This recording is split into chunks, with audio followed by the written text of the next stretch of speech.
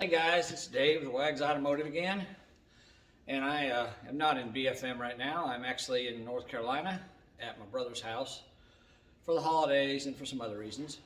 But I brought the 55 with me because I'm going to be here a little while, and I want to do some work on it while I'm here, and I want to make a few videos of that, show you guys a little bit about it and what I'm doing to it. I haven't done anything to it since I had it at the car wash, and but I've got it here on the lift, and I want to show you guys a little bit more about it, what I plan to do to it, and kind of go through what I'm doing to it while I'm working on it, make some videos of that, so you guys can kind of see what's going on. So let's take a look at it. Let's put it up on the lift and take a look at it and see what we got underneath and what my plans are for it. All right, let's go.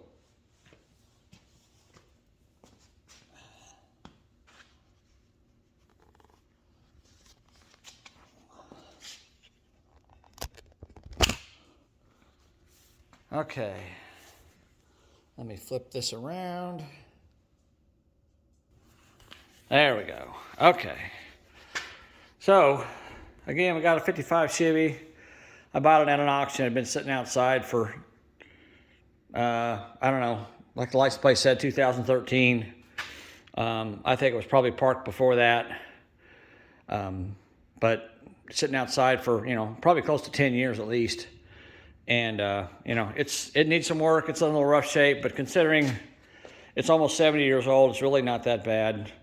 I mean, it's got a little bit of looks like body work right there where someone fixed a little bit of rust. But I mean, the bottoms of the fenders, down here, they look good. The rocker panels have been replaced before it had this funky looking paint job put on it. So, but they only replaced the outers, not the inners. I'll show you that here in a minute. And there's a new inner rocker panel actually right there that I was kind of looking at with it. And again, the back isn't too bad. It's got a little bit of rust, bubbles through there. But I'd like to try to keep the outside of the body on it untouched if I can. Obviously I'm going to clean it up and do some things. I'm thinking about painting the roof because it looks really bad. I'm thinking about painting it white. And but it does need a little bit of love, but it's not a bad car. And I got some parts for it. I've been buying parts. I knew I was coming down here, so I've been buying some parts to bring with me so I can do some work on it. But I mean, like I said, as you can see, it's really not too bad at all. There's only a couple bubbles in this door, so that isn't bad. That stuff there could be fixed. I'm probably not going to fix it right away. The biggest thing I've got is this right here. Obviously, that's rusted and broken, so I'm going to try to make a piece to go along this bottom of the fender right here. And I think the valance is okay, but I got to get up in there and take it apart and look at it. I've started it a couple times, but I haven't really had it running. The gas tank was full of rotten gas, and luckily these gas tanks come with a drain plug in them, so I was able to drain the gas out of it. But then I noticed the gas tank was also seeping fuel, so I just got a new gas tank for it. So I'm going to put that in it, and I got some upgrades to do to it. We'll go through those together. But let me go ahead and raise it up, and we'll take a look underneath and see what we got.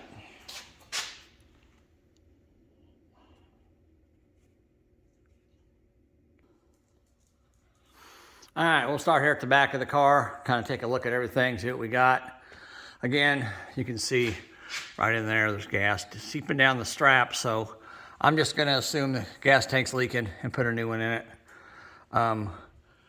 We can look up here, see up inside this inner fender on the back. That's not really too bad. It's dirty and rusty, but it's not bad. The skirt here, the inner fender skirt's got a little hole in it, but that's inside, so that's a pretty easy fix with some sheet metal. The frame is rusty, but I didn't see any major damage to it or missing pieces out of it. The wheel well here, the spare well is rotted out, but I got a new one of those, and they actually make a 10-inch long piece of the trunk that goes from the back valance inside the trunk 10 inches, because this is notorious for rusting out. And of course, as you can see, this one is rusted out. So I'm going to put that in, and a new valance in the back. And I got right down there, I got new leaf springs for it. I like the old school hot rod look, so those springs are going to raise the back end up 3 inches higher than stock. And as you can see, these springs are just completely shot. They're bent and rusted and worn out. I got new U-bolts, but it's got new brake lines in it. The shocks, you know, they were new at one time. I don't know how long ago, but you can tell when it's up in the air that's nice and clean right there, and the rest of it's all rusty. So, you know, they were put on there new at one point, but I got air shocks for it, so I'm gonna put those on it. But up here, like in front of the gas tank, you know, the floor pan up in here is, and even the shock mounts, you know, they're rusty, but they're not rusted out. They're not damaged. So, and even the body mounts, you know, there's a rear one right there. They're not bad. I mean, I got new ones to put on it, and I'm gonna do something that I haven't seen anybody do in a while. So I'll show you guys what I'm gonna do with that. And again, I think I showed you guys this up in the before, but this is the inner fender well on the driver's side. The inner fender's rusted out, but again, that's metal that can be patched in. It doesn't have to be anything fancy, you know, but this part of the inner fender is in actually very good shape. So it's, you know, it's rusty, but it's not rusted out. So, you know, all that stuff can be fixed. This side here is a little better. The splash guard there's okay. Up in the fender there is fine. You know, it's got rust holes again above the tire, but they're a little less than the driver's side is. But again, you know, I can clean that up and put new metal in there and it'll be fine. So I'm not too worried about that. That's pretty minor stuff. You know, you can tell this car sat for a long time because the rust that's on it is the type of rust that you see in a car that sits. It's a lot of surface rust. So this is what it looks like when they sit for a long time. Now in here, here's a rocker panel on the passenger side, the inner rocker panel, which is almost non-existent, pretty bad. And of course, there's a hole in the floor I showed you guys before. There's a brace there, and a body mount. And there's a brace here that's still there. It's not in too bad a shape. But then you go back to the back brace that goes all the way across the body, and of course it's gone. It's rusted out. There, you know, the further back you get, the worse the stuff gets sometimes because it's throwing stuff off the road on it. And this is the floor pan. I showed you it had sheet metal attached to the floor. Well, you can see like there's holes there, and this side here actually doesn't look too bad. It's rusty, but I got floor pans for it. And this is the brace that goes across right behind at the back of the front seat. And of course on this side, it's rotted out, but they make a piece that you can just cut it back in here somewhere and just replace this part of the brace. So I got that. This is damaged. I don't think they make this piece, but the good news is I can fix that. I can weld something in there and cut that metal out and weld something in there to fix that. That's not a big deal. And here's the inner rocker panel on the driver's side, which is basically non-existent, as you can see. So it's pretty bad, pretty gone. And again, and here's the front brace that goes on the driver's side at the front of the front seat, and it's gone too. It's pretty much trashed, but I got new ones, so it's not that big of a deal. Here's the 3-speed manual transmission. It's greasy and dirty, but you know, it doesn't look too bad a shape. I'm gonna work on it, so try to clean some things up in here.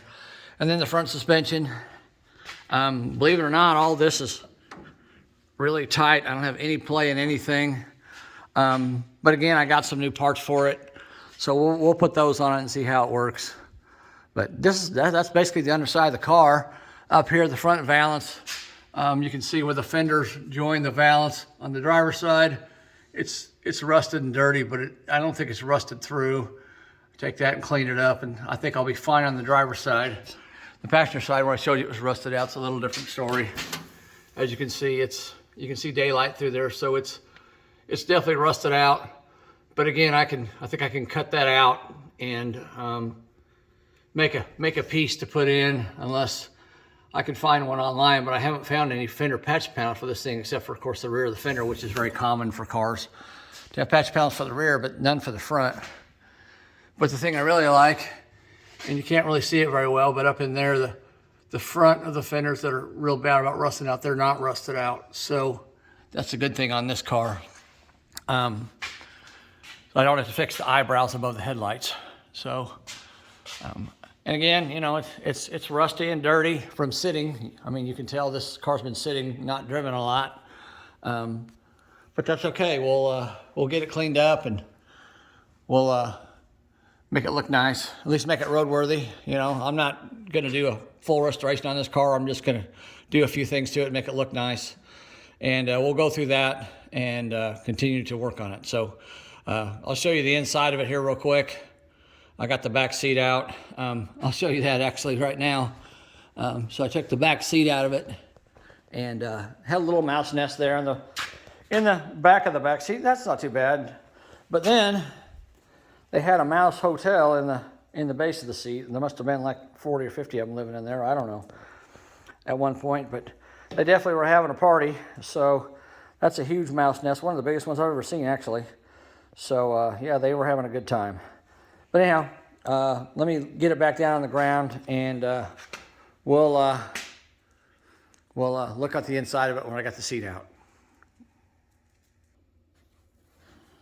Okay, so I got it back down on the ground. Here's the back seat area.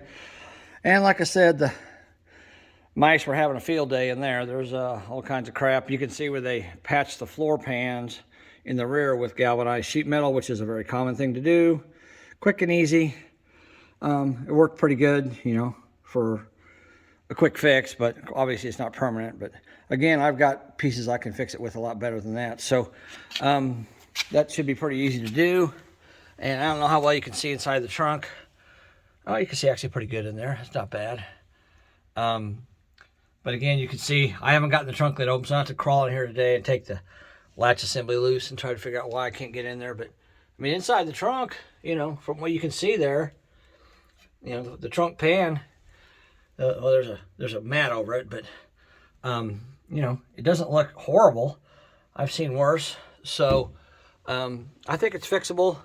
One thing I'm really amazed at is the package tray here is actually in really good shape. It could probably use recovering, but I've ordered some real nice material to recover it with. So, you know, that's my plan down the road, is to do that. When I get it back home, I'm gonna have a new interior made for it. So, but that's what it looks like in the back seat. I'm gonna take all this sheet metal out today, and the